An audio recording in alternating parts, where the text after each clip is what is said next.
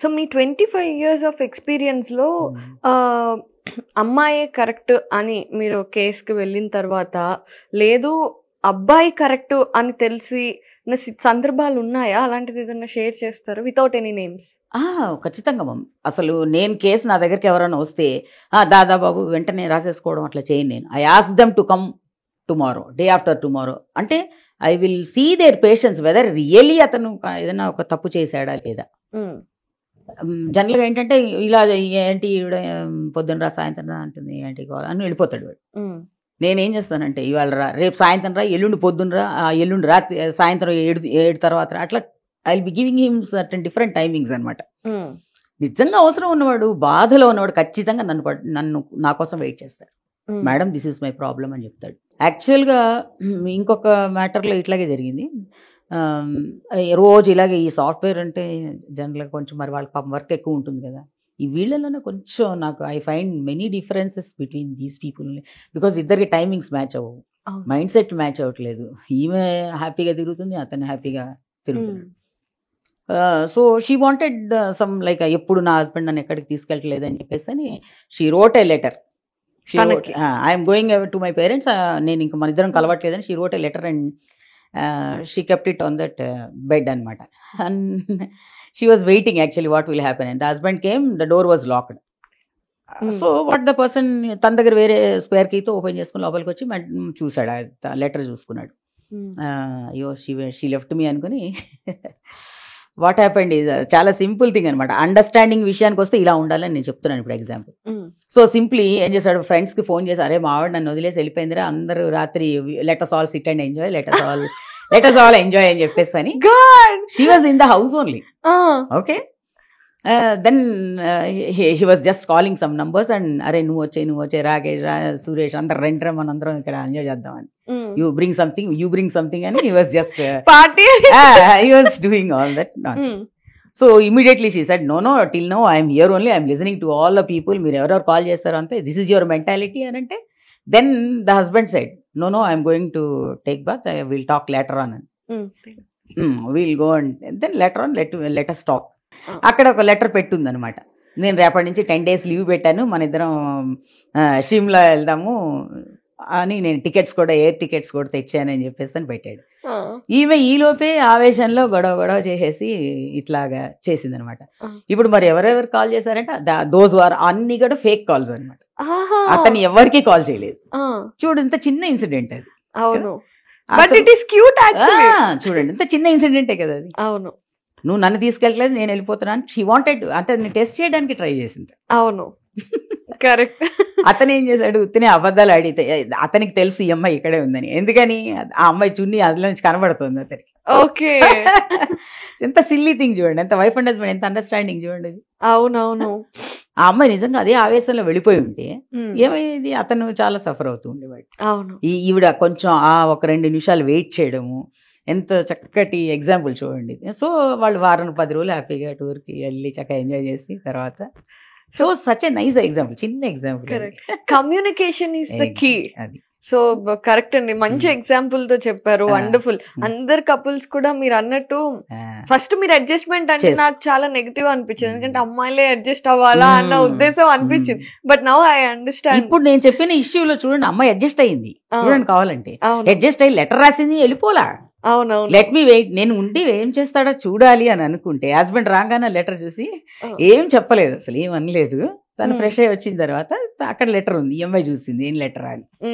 అక్కడ flight tickets అవి దానికి పెట్టున్నాయి పక్కన. సో రేపే మనం వెళ్తున్నాము, రేపు మార్నింగ్ అని చెప్పని అక్కడ ఉంది దాంట్లో. అబ్బాయి కూడా స్పాంటేనియస్ గా మంచి డెసిషన్ తీసుకున్నాడు కాబట్టి. కరెక్ట్. మరి అందరికి ఫోన్లు చేసి రమ్మన్నారు కదా, నేను వెళ్ళిపోయానని మీకు బాధ లేదా అని అంటే చెప్పింది. అన్ని ఒక్కటి కూడా ఫోన్ లేదు, చూడు నీకు చేసిన కాల్ తప్ప నేను ఎవరికి ఫోన్ చేయలేదు చూడని మొబైల్ చూపించాడు. వావ్, చూడు ఎంత చక్కగా ఉంది, అది చాలా క్యూట్ గా ఉంది. ఎగ్జాంపుల్ అది అలా ఉండాలి చక్కగా. అవును.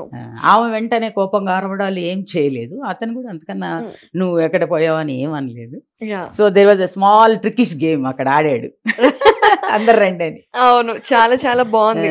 సో వైఫ్ అండ్ హస్బెండ్ మీరు చెప్పినట్టు ఇలా ఉంటే కనుక చాలా చిన్న చిన్న ఇష్యూస్ అన్ని సాల్వ్ అయిపోవచ్చు. పెద్ద ఉంటే అది మన కర్మ, మనం ఏం చేయలేం, విడిపోక తప్పదు, మనకి అలాగే రాసి పెట్టుంటే. అయితే యాక్చువల్లీ కూడా నేను ఇంకొక విషయం కూడా చెప్తాను. ఎక్కువ ఏంటంటే ఈ మ్యాట్రిమోనల్ ఇష్యూస్ లో పెద్దవాళ్ళు అది వరకు ఉండి, ఇంట్లో పిన్నులు, పెద్దమ్మలు, మేనత్తలు వీళ్ళందరూ ఉండి చాలా వరకు ఇట్లా ఉండాలమ్మా, మనం ఇలా బిహేవ్ చేయాలి, సబ్టిల్ గా ఉండాలి, ఇట్లా మనం గొడవలు పెట్టుకోకూడదు అని చెప్తూ ఎక్స్ప్లెయిన్ చేస్తూ ఉండేవాళ్ళు మనకి. ఇప్పుడు ఏముంది, ఒక్కతే అమ్మాయి ఉంటుంది, ఒక్కడే అబ్బాయి ఉంటాడు, అంటే లిమిటెడ్ లైక్ ఫ్యామిలీ మెంబర్స్ చాలా చిన్నవాళ్ళు అయ్యేసరికి వాళ్ళ మదరే చెప్పట్లేదు అసలు పిల్లలకి జాగ్రత్తగా ఉండాలి, ఇలా చేయాలి అని చెప్పి. నో డౌట్ అబ్బాయి మదర్ ఎక్కడో ఉద్యోగం చేస్తాడు కాబట్టి ఆ అబ్బాయి మదర్తో కనెక్షన్ ఉండనే ఉండదు. తల్లి ఎలాగో మంచి పెంపకం పెంచుతుంది కనుక ఆ అబ్బాయి మంచి ఉద్యోగంలో ఉంటాడు, మంచి స్టేజ్లో ఉంటాడు. తల్లి సరిగా పెంచకపోతే వాడే గల్లీలో తిరుగుతూ ఉంటాడు. సో వాళ్ళని అనడం అని కాదు, కానీ ఈ మదర్స్ ఎక్కువ నా అబ్జర్వేషన్లో ఈ మధ్య ఏంటంటే మదర్స్ రోల్ అన్నెసరీగా ఎక్కువైపోయి, ఇంటర్ఫీరెన్స్ ఎక్కువయ్యి చాలా వరకు మ్యారేజెస్ ఫెయిల్ అవుతున్నాయి. ఇప్పుడు కూడానా? ఖచ్చితంగా అమ్మ. ఓకే. ఆ అమ్మాయి ఒక సాఫ్ట్వేర్ కంపెనీలో వర్క్ చేస్తుంది. She earns 12 lakhs package. ఆ అబ్బాయి he works in a software company, he earns 15 lakhs. So is working in since 4 years అనమాట ఇన్ ఏ కంపెనీ. ఎంగేజ్మెంట్ అయిపోయింది, అంత ఎవ్రీథింగ్ వాజ్ వెల్. సో ఈ మదర్ ఏం చేస్తుంది, ఫాదర్ యాక్చువల్గా is the head of the family, he has to take care of all these affairs, salary ఎంత, బాబుది, అవన్నీ ఎంక్వైరీ చేయాల్సింది ఎవరు, తండ్రి.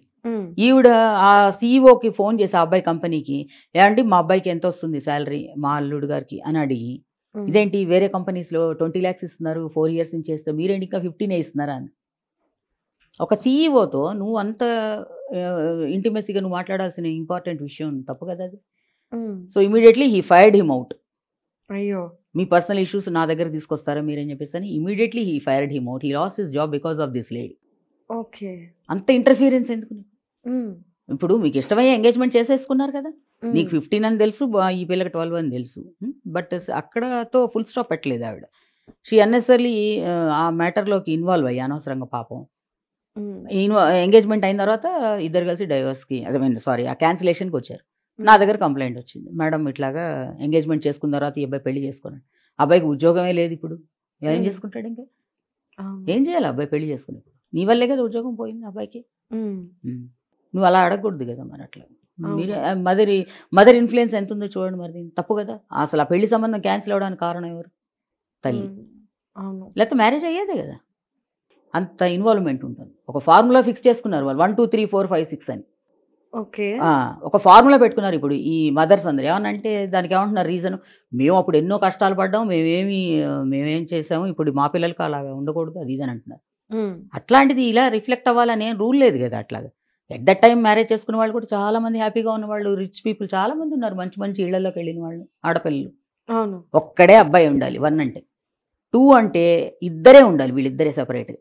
ఓకే. 3 bedroom ఫ్లాట్ ఉండాలి ఆ అబ్బాయికి, ఆ అబ్బాయి పేరు మీద. 4 అనేది 4-wheeler ఉండాలి పెళ్లి కొడుక్కి. 5 అనేది 5 lakhs బ్యాలెన్స్ ఈ పిల్ల అకౌంట్లో వేయాలి పెళ్ళయ్యాక. 6 అనేది 6 అంకెల జీతం ఉండాలి, 6 digit శాలరీ ఉండాలి.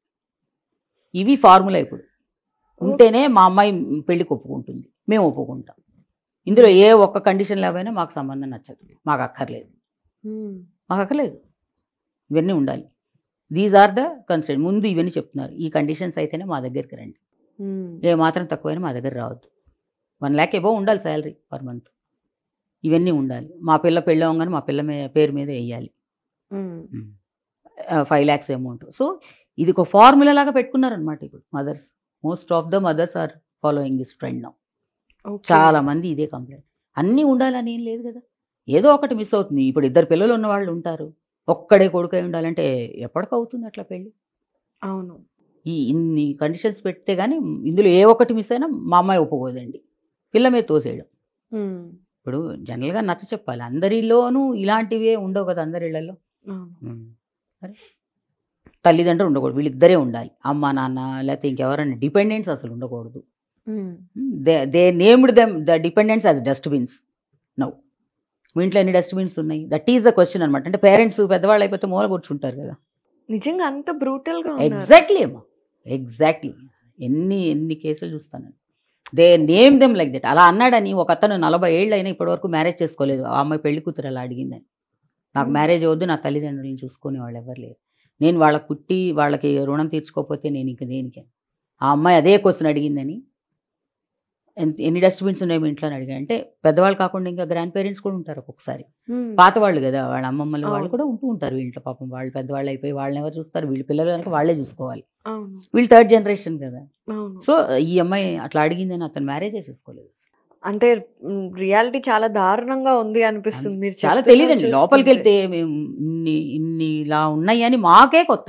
మీకే బయట వాళ్ళు మీరు ఆ ఫీల్డ్లో ఉన్న వాళ్ళ మాకే ఇన్ని మాటలు కొత్తగా అనిపిస్తూ ఉంటాయమ్మా, చాలా కొత్తగా అనిపిస్తూ ఉంటాయి. నిజమేనా ఇలా అంటున్నారా వీళ్ళు అని చెప్పేసి అని.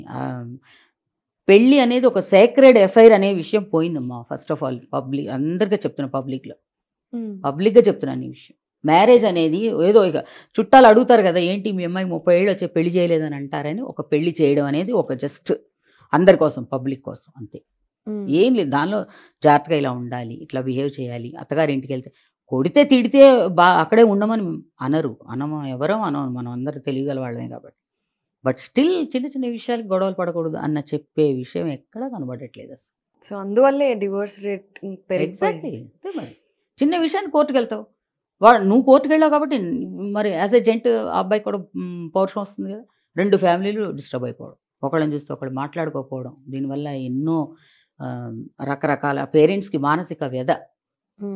పిల్లాడు ఇలా అయిపోయాడని, ఇటు వీళ్ళకి అంతే, పిల్లలు అయిపోయింది చెప్పలేరు, కానీ కూతురు మీద ప్రేమ ఉండొచ్చు కదా. సో వాళ్ళు బయటపడరు, మనసులో అనుకుంటూ ఉంటారు.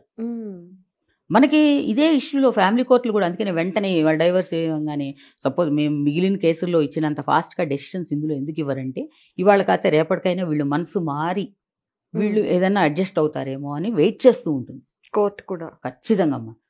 దే డోంట్ హ్యావ్ దట్ ఇదనమాట, వెంటనే చేసేద్దాం ఈ కేసు ఇంకా అయిపోయింది, వాళ్ళు వచ్చారు డైవర్స్ ఫైల్ చేశారు రేపు ఈ పార్టీ క్లోజ్ చేద్దాం అని ఉండదు వాళ్ళకి. ఎక్కడైనా మనసు మారి, ఫర్ ఎగ్జాంపుల్ ఇట్లాగే ఒక అమ్మాయి గొడవ పెట్టుకుని వెళ్ళిపోయింది ఇంట్లో నుంచి, వాళ్ళ పేరెంట్స్ దగ్గరికి వెళ్ళిపోయింది, బాగానే ఉంది. అన్నయ్య ఈ అమ్మాయి ఇద్దరే పిల్లలు. సో ఇద్దరు రాగానే ఆ వెరీ గుడ్ పోతే పోయింది వదిలేసేసారు అని చెప్పేసి అని ఆల్మోస్ట్ డైవర్స్ తీసుకున్నారు. ఇద్దరు వెళ్ళిపోయి ఆ అమ్మాయి అక్కడ ఆ అబ్బాయి ఇక్కడ అలా ఇద్దరు విడివిడిగా ఉండిపోయారు. సడన్గా వన్ ఫైన్ డే పేరెంట్స్ ఇద్దరు కోవిడ్ టైంలో వెళ్ళిపోయారు. ఇద్దరు అమ్మాయికి పేరెంట్స్ ఇద్దరు నో మోర్ అనమాట. అప్పుడు ఈ వదిన గారు ఇది ఇంకా రోజు ఈ అమ్మాయిని టార్చర్ పెట్టడం మొదలుపెట్టి, అంటే ఎట్లా అంటే ఇక ఇంట్లో ఉండలేని స్థితికి వచ్చేసింది ఆమె మానసికంగా, అక్కడ ఉండలేని స్థితికి వచ్చేసింది అనమాట ఇంకా. సో ఇంకా ఆటోమేటిక్గా ఈ అమ్మాయికి నో అదర్ వే, అందుకని ఇంకా చచ్చినట్టు వెళ్ళి మళ్ళీ హస్బెండ్ కాళ్ళ వెళ్ళబడి నేను మీ దగ్గరికే వస్తాను, నేను మీరు చెప్పినట్టే నేను ఉంటాను, నేను కేసులన్నీ విత్డ్రా చేసుకుంటాను మీ మీద అని చెప్పేసి అని వెళ్ళి అతన్ని జాయిన్ అయింది. డివోర్స్ అయ్యాక ఓకే, అదే డ్యూరింగ్ ద ప్రాసెస్ అవుతూ ఉంటుంది కదా, మెయింటెనెన్స్ ఇవన్నీ జరుగుతుంటాయి కదా, అవన్నీ నేను విత్డ్రా చేసుకుని నేను మళ్ళీ మిమ్మల్ని జాయిన్ అవుతానని చెప్పేసి మళ్ళీ అక్కడికి వెళ్ళి. ఓకే, అందుకని ఏం చేస్తారు ఇప్పుడు ఈ 6 months ఏదైతే ఉందో యూ నెవర్ ఎక్స్పెక్టెడ్ దట్ నా హ్యాపీగా ఉంటాను నేను పోయావు అని అనుకుని వెళ్ళింది అక్కడికి. But parents they are not, వాళ్ళు ఏం లైఫ్ లాంగ్ ఉండరు కదా, ఈమె చిన్నపిల్లే కదా, ఆమె కన్నా ముందే వాళ్ళు పోతారు కదా. అవును అవును, ఆవేశంలో అలా చేస్తారు వాళ్ళు. రియలైజ్ అయ్యేసరికి చాలా లేట్ అయ్యి ఆ ఇంట్లో తిట్టించుకుని బయటకు వెళ్ళే పరిస్థితికి వచ్చింది. అవును, మేము చూడం ఇంక నిన్ను ఆ రోజు మావిడ నన్ను కూడా గొడవ పెడుతున్నాను, వాళ్ళిద్దరి మధ్య డిస్ప్యూట్ స్టార్ట్ అయినాయి ఈ అమ్మాయి వాళ్ళు. సో దట్ వేలో వాళ్ళ అన్నయ్య నువ్వు దారి నువ్వు చూసుకోపోమ్మా, నేను చూడను, నువ్వు ఎక్కడన్నా ఉండు, ఎక్కడన్నా జాయిన్ అవ్వు, ఇంకెక్కడికైనా వెళ్ళని చెప్పి ఇంట్లో పంపించేస్తాను. ఇంకెక్కడికి వెళ్తుంది, మళ్ళీ వెళ్ళి అబ్బాయి దగ్గరికి సారీ చెప్పుకొని మళ్ళీ అక్కడ జాయిన్, నువ్వు ఎలా చెప్తే అలా ఉంటానని చెప్పేసి అని అడ్జస్ట్ అయిపోయి. ఈ గ్యాప్ రావడం వల్ల ఇలా ఈ వెయిటింగ్ పీరియడ్ వల్ల ఉపయోగపడే విషయాలు ఇలాంటివి. అవునవును, కరెక్ట్. సో ఇలాంటి సిచ్యువేషన్స్ చాలా ఉంటాయి, మీరు అన్నట్టుగా చాలా జరుగుతూ ఉంటాయి. కానీ ఒక రియల్ డిస్ప్యూట్ వస్తే, ఏదంటే ఒక భర్తకి రావచ్చు, భార్యకి రావచ్చు, అక్కడ నిజంగానే ఒక ఫిజికల్ అబ్యూజ్ లేదంటే మెంటల్ అబ్యూజ్ ఏదో ఒక ప్రాబ్లం ఉంది, వాళ్ళు చిన్న చిన్న విషయస్కి కాకుండా పెద్ద ప్రాబ్లంతో సతమతం అవుతూ ఇంకా విడిపోవాలి అని డిసైడ్ చేసుకుంటే భార్య లేదా భర్త ఫస్ట్ కోర్టుకి అంటే అడ్వకేట్ దగ్గరికి రావాలా, పోలీస్ దగ్గరికి వెళ్ళాలా? అంటే దీంట్లో డిఫరెంట్ కేసెస్ ఉంటాయమ్మా దీంట్లో. అంటే సపోజ్ ఈఎంఐ డౌరీ కానీ హెరాస్మెంట్ కానీ ఇట్లా పెట్టాలంటే, డొమెస్టిక్ వైలెన్స్ కానీ ఇలా ప్రూవ్ చేసుకోవాలనుకున్నాను, ఇద్దరు మ్యూచువల్గా చేసుకుంటే అసలు గొడవే లేదు. అవును, ఇంకా నాకు వద్దు నువ్వు, మన ఇద్దరం గొడవలు పడుతూ మనం ఉండలేమంటే మ్యూచువల్ కన్సెంట్ వేసుకోవచ్చు కోర్టులో. న్యాయస్థానం ముందుకెళ్ళి ఏమంటే మీ ఇద్దరం ఇలా ఉండలేకపోతున్నాం ఇంకా అని చెప్పేసి అని మనకు ఫైల్ చేసిన తర్వాత కరెక్ట్గా వెయిటింగ్ పీరియడ్ అయిపోగానే మీకు అదే రోజు పిలిచి కోర్టులో అందరి ముందు పబ్లిక్గా మీకు గ్రాంట్ చేసేస్తారు డివోర్స్. ఎందుకంటే అసలు కంటెస్ట్ చేయక్కర్లే మ్యాటర్, ఎందుకంటే ఇద్దరు అగ్రి అయ్యారు, పరస్పరం అంగీకారం ఇది. సో ఆటోమేటిక్గా లేదు అనుకోండి, ఒక ఇలా డైవర్స్ కేసు ఫైల్ చేసిన తర్వాత ఆటోమేటిక్గా కోర్టుకు వెళ్ళిన తర్వాత ఈ హీరింగ్స్ అన్నీ జరుగుతాయి, కౌన్సిలింగ్ చేస్తారు అక్కడ కూడా మీ ఇద్దరు కలిసి ఉండాలని చెప్పి. ఈవెన్ ఇప్పుడు ఈ 498 పోలీస్ కేసు పెట్టినప్పటికి కూడా ఈ సఖి ఇట్లాంటివి ఉంటాయి అనమాట, ఇక్కడ ఆసరా ఇట్లాంటివన్నీ ఉన్నాయన్నమాట. దేర్ ఆర్ సమ్ కౌన్సిల్ చేసేటువంటి ఆర్గనైజేషన్స్ కొన్ని ఉన్నాయి, వాళ్ళకి రిఫర్ చేస్తారు కేసు. వెంటనే నువ్వు గొడవపడి నా దగ్గరికి వచ్చావు కదా కోర్టుకు వెళ్ళిపోను అనరు వాళ్ళు. మిమ్మల్ని ఆ భరోసా సెంటర్కి, ఆ సఖీ సెంటర్స్కి పిలుస్తారు మిమ్మల్ని. ఏంటి బాబు ఏంటమ్మా ఇట్లా ఏంటి హస్బెండ్ దగ్గరికి ఎందుకు వెళ్ళావు నువ్వు? సపోజ్ ఎక్కడ వేరే ఊర్లో ఉంటాడు, బెంగళూరులోనే ఉంటాడు హస్బెండ్, నేను ఇక్కడే ఉంటాను అంటుంది అమ్మాయి, నేను అక్కడికి వెళ్ళనండి. అదేంటమ్మా భర్త అక్కడ ఉద్యోగం అయితే నువ్వు అక్కడికి వెళ్ళాలి కదా, so why don't you go there అని చెప్పని అట్లా వాళ్ళు కౌన్సిల్ చేస్తారు. ఆ అబ్బాయినైనా ఏంటయ్యా బాగా చూసుకోవాలి అమ్మాయినని ఇద్దరికి చెప్తారు వాళ్ళు.